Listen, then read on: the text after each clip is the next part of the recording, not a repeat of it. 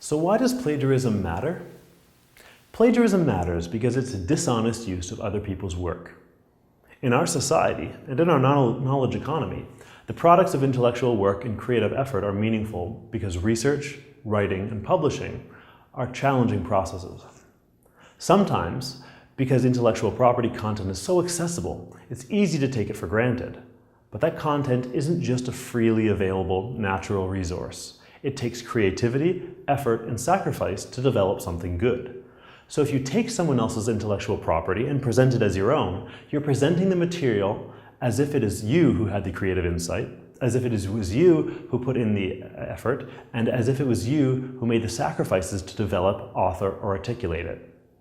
Thinking about this in practice can help us understand why plagiarism is taken so seriously. Screenwriters, for example, put their heart and soul into developing memorable characters, witty dialogue, and exciting plot twists. So when they go to a new blockbuster movie and realize it is based on a script that they sent around to studios but could never sell, it's no wonder that they launch lawsuits for copyright infringement. In the context of academic work, the stakes are similarly high. Scholarly articles, chapters, and books are the product of months, sometimes years of rigorous research, careful authoring, and tedious editing. Every step of the process takes work. It takes work to gather information, facts, data, and evidence, field work, interviews, reading, traveling, and crunching numbers. It takes work to find good research sources, dark libraries on a sunny day, going and finding a paper copy when it's not online, sometimes translating foreign language material, reading through the whole thing and choosing the good parts. It takes work to articulate ideas with clear expression, wording, phrasing, syntax, sentence structure, paragraph structure, and so on. And that's just what it takes to get the first draft of a paper. Because academic publishing usually involves a peer review process, the final product you find in an article, chapter, or book has typically been reviewed, critiqued, modified, and revised over a long collaborative process. Here's an example of what it might take for a journal article to get published. First, the author finishes her research and writes a manuscript. Second, she submits it to a journal where the journal editor reads it, but maybe he rejects it, suggesting that it's not a good fit for the journal, or it's too similar to something they recently published. Or maybe there are a few problems with it. Rejection is very common in academic publishing. And so the author sends it to a few colleagues and gets some tips and feedback.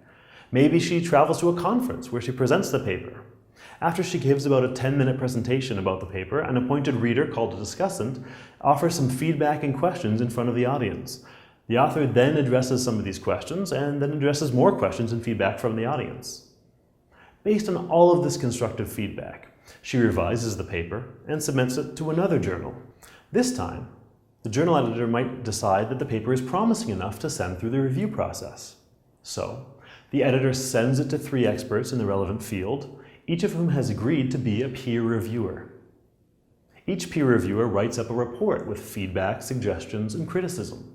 And then all 3 reviewers make a recommendation about whether to accept, reject, or suggest that the author revise and resubmit the paper. In this case, let's imagine that they suggest that the author revises and resubmits. And that's what she does. She makes changes to the paper, addresses the reviewer's suggestions, and sends it back to the editor.